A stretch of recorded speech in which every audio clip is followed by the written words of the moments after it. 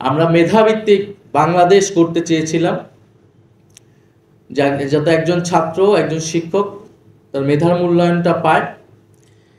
দ্বিতীয়ত হচ্ছে আমাদের এই গণ অভ্যুত্থানের একটা প্রেক্ষাপট ছিল অর্থনৈতিক সংকট, বিশেষত যা সবচেয়ে বড় ভুক্তভোগী হয়েছিল তরুণরা চাকরি পাচ্ছিল না। আমাদের সামনে দুইটা অপশন ছিল, একটা সরকারি চাকরিতে যেতে হবে অথবা বিদেশ চলে যেতে হবে। আর কোনো স্বপ্নই আমরা যারা বিশ্ববিদ্যালয়ে পড়তাম, আমাদের যারা বন্ধু বান্ধব, আমরা কেউ এটা দেখতে পারতাম না। এবং এই দুইটার মধ্য দিয়ে আমরা তরুণরা কিছুটা দেখতে পারতো, সে তার সামাজিক একটা উন্নয়ন ঘটাতে পারবে, ভাগ্যের উন্নয়ন ঘটাতে পারবে।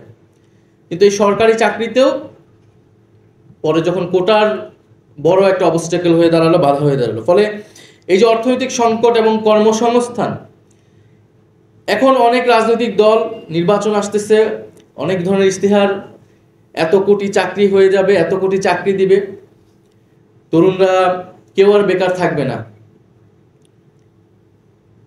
কিন্তু এই কথাগুলো যখন আমরা বলি, আমরা যাতে আসলে মিন করে বলি, আমরা কোন প্রক্রিয়ায় এই কর্মসংস্থান তৈরি করব, কোন প্রক্রিয়ায় তরুণদেরকে আমরা ক্ষমতায়িত করব, এটার কিন্তু কোনো প্রস্তাবনা কেউই হাজির করতে পারছে না। জাতীয় নাগরিক পার্টির পক্ষ থেকে আমরা আমাদের 24 দফায় শিক্ষা ইশতেহার দিয়েছি, অর্থনৈতিক ইশতেহার দিয়েছি, আমরা সেখানে কিছুটা বলার চেষ্টা করেছি। আমরা আমাদের নির্বাচনী ইশতেহারও সেটি বলার চেষ্টা করব। তরুণদের এই কর্মসংস্থানের জন্য আমরা কেবল বিনিয়োগ তো অবশ্যই লাগবে, উদ্যোক্তা, চাকরি সব কিছুই লাগবে, কিন্তু যদি গোড়াতে আমরা মৌলিকভাবে আমরা সংকট নিরসন করতে চাই, তাহলে আমাদেরকে হাত দিতে হবে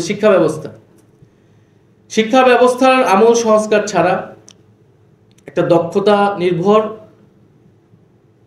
একটা কর্মমুখী শিক্ষা ব্যবস্থা আমরা যদি গড়ে তুলতে না পারি, বাস্তবতার সাথে না মিলিয়ে, তাহলে আমরা এই চাকরির সংকট অথবা উদ্যোক্তা তৈরির যে প্রকল্প, এটা আমরা আসলে নিতে পারবো না। এটা তৈরি হইতে হবে বিশ্ববিদ্যালয় থেকে, এবং যেটা সামাজিক ফ্যাসিবাদ, সাংস্কৃতিক ফ্যাসিবাদ দূর করার জন্য যে নৈতিক এবং মূল্যবোধের জাগরণ, সেইটা শুরু করতে হবে প্রাথমিক থেকে।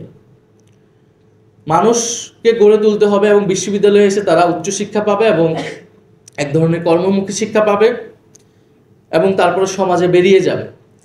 বিশ্ববিদ্যালয়ে একজন ছাত্র হিসেবে প্রবেশ করে কিন্তু সে নাগরিক হিসেবে বের হয়, এটা বিশ্ববিদ্যালয়ের দায়িত্ব, তার রাষ্ট্র প্রকল্প।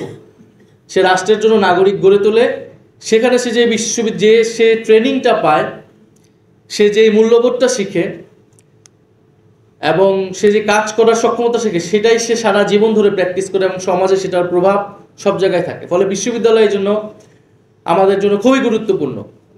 কিন্তু দুঃখের কথা, আমরা 5ই আগস্টের পরে নানান চ্যালেঞ্জের কারণে, নানান বাস্তবতার কারণে আমরা গুরুত্ব দিতে পারিনি। গণ অভ্যুত্থানে আমাদের যে শিক্ষক সমাজ ভূমিকা পালন করেছে, আমরা তাদের প্রতিও কৃতজ্ঞতা জ্ঞাপন করতে পারিনি।